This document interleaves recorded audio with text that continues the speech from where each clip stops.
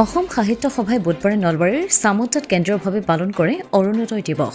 নলবাৰী জিলা সাহিত্য সভা, চামতা আঞ্চলিক শাখা সাহিত্য সভা আৰু চামতা উচ্চতৰ মাধ্যমিক বিদ্যালয়ৰ সহযোগত পালন কৰা অৰুণোদয় দিৱসৰ পুৱা 108খন পতাকা উত্তোলন কৰা হয়। ইয়াৰ পিছতে অসম সাহিত্য সভাৰ সভাপতি ড সূৰ্যকান্ত হাজৰিকাৰ সভাপতিত্বত অনুষ্ঠিত মুকলি সভাৰ আঁত ধৰে প্ৰধান সম্পাদক উপেন্দ্ৰজিৎ শৰ্মাই। উক্ত মুকলি সভাতে বিশিষ্ট সাংবাদিক নৰেশ কলিতাক অসম সাহিত্য সভাই প্ৰদান কৰে অৰুণোদয় সন্মান। নলবাৰী জিলা সাহিত্য সভাৰ প্ৰাক্তন সভাপতি ডাঃ বিপিন চন্দ্ৰ কলিতাই উদ্বোধন কৰা মুকলি সভাত অভ্যৰ্থনা সমিতিৰ সভাপতি বীৰেন বৰ্মনে আদৰণি ভাষণ দিয়ে। সভাত অসম বাৰ্তাজীৱী সংঘৰ সভাপতি মধুসূদন মেধি, অসম সাহিত্য সভাৰ প্ৰচাৰ সমিতিৰ কাৰ্যকৰী সভাপতি অজিত শৰ্মা, প্ৰকাশন উপ সমিতিৰ আহ্বায়ক গোবিন্দ কলিতা আদি কেইবাজনেও অংশ লয়। অসম সাহিত্য সভাৰ আজি 108 সংখ্যক অৰুণোদয় দিৱস, অৰ্থাৎ অসম সাহিত্য সভা 108 বছৰীয়া হ'ল। আমি সেইদিনাখন ছিজন গ্ৰামত অসম সাহিত্য সভাৰ 108 বছৰীয়া অনুষ্ঠান অনুষ্ঠিত কৰিলোঁ। গতিকে অসম সাহিত্য সভাই এই 1 জানুৱাৰীৰ দিনটো অৰুণোদয় দিৱস হিচাপে পালন কৰি আহিছে।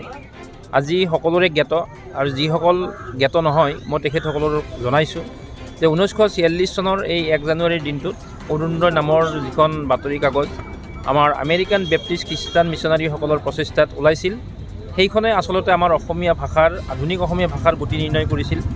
আমাৰ ভাষাটো স্তব্ধ কৰি দিবলৈ চেষ্টা কৰা হৈছিল। আমাৰ বিদ্যালয়ৰ পৰা, আদালতৰ পৰা ভাষা বিতাড়িত হৈছিল, আৰু এই মুলুগতে অসমীয়া ভাষাটো নিজৰ স্থান হেৰুৱাইছিল। আমেৰিকান বেপ্টিষ্ট মিছনাৰীসকল, এই নাথান ব্ৰাউনে হওক, আমাৰ A.K. গাৰ্ণিয়ে হওক, আমাৰ আমাৰ মাইলছ ব্ৰনছনে হওক, তেখেতসকলে খ্ৰীষ্টান ধৰ্ম যদিও প্ৰচাৰ কৰিবলৈ আহিছিল, গতিকে ভাষাৰ এই বিৰূপ প্ৰতিক্ৰিয়া দেখি তেখেতসকল হতাশ হৈছিল, আৰু এই ভাষাটোক উজ্জীৱিত কৰিবৰ কাৰণে তেখেতসকলে যদিও প্ৰথম অৱস্থাত খ্ৰীষ্টান ধৰ্মৰ বাৰ্তা এই ভাষাৰে প্ৰেৰণ কৰিছিল, তাৰ পিছলৈ এখন সাহিত্যৰ আলোচনী তেখেতসকলে প্ৰস্তুত কৰিছিল, আৰু সেইখনৰ নাম দিছিল অৰুণোদয়। আৰু এইখন কাকতত আমাৰ হেমচন্দ্ৰ বৰুৱা, গুণাভিৰাম বৰুৱা, আনন্দৰাম ঢেকিয়াল ফুকন এইসকলেও সহযোগ কৰিছিল, আৰু পৰৱৰ্তী দিনত এই আলোচনীখনক পথ অনুসৰণ কৰিয়ে আধুনিক অসমীয়া ভাষাটোৰ ৰূপান্তৰ লাভ কৰিছিল। আৰু আজি অৰুণোদয় দিৱস হিচাপে অসম সাহিত্য সভাই উদযাপন কৰিছে। আজিৰ দিনটো এটা বিশেষ তাৎপৰ্যপূৰ্ণ দিন। 1846 খ্ৰীষ্টাব্দৰ আজিৰ এই দিনটোতে, অৰ্থাৎ 1 জানুৱাৰীৰ দিনাখনেই অসমৰ সংবাদ জগতত প্ৰথম ভূমিকা মাৰিছিল অৰুণোদয়ে। গতিকে শিৱসাগৰত এই কাকতখনৰ আৰম্ভণি ঘটিছিল। প্ৰায় 1846 পৰা 1853 মানলৈকে 82 মানলৈকে আমাৰ কাকতখন চলিছিল। গতিকে সেই স্মৃতি সোঁৱৰি অসম সাহিত্য সভাই অৰুণোদয় দিৱস হিচাপে আজিৰ দিনটোক উদযাপন কৰিছে। আৰু এই দিৱসটোতে অসমৰ সংবাদ জগতত যিসকলে একনিষ্ঠভাৱে কৰ্ম সম্পাদন কৰি আহিছে, তেখেতসকলক সন্মান জনোৱাৰ এটা ব্যৱস্থা গ্ৰহণ কৰা হৈছে। আৰু এজন ব্যক্তিক, জ্যেষ্ঠ সাংবাদিকক অৰুণোদয় সন্মান নামেৰে এটি সন্মান অসম সাহিত্য সভাই কেন্দ্ৰীয়ভাৱে দিয়ে। আজি সেই সন্মান নিয়মীয়া বাৰ্তা কাকতৰ সম্পাদক শ্ৰী নৰেশ কলিতাক প্ৰদান কৰা হৈছে।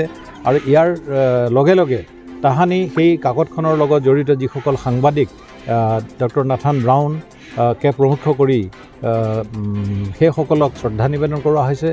আৰু মই আশা কৰিছোঁ যে বৰ্তমানৰ প্ৰজন্মই তাহানিৰ সেই প্ৰজন্মৰ যি ব্যক্তিবৃন্দই অসমক জীপাল কৰি ৰখাত সংবাদ পত্ৰৰ যোগেদি সহযোগিতা আগবঢ়াইছিল, তেখেতসকলক সন্মান জনাই, কৃতজ্ঞতা জনাই এতিয়াৰ প্ৰজন্ম অনুপ্ৰাণিত হ'বলৈ আমি অসম সাহিত্য সভাই আহ্বান জনাইছোঁ।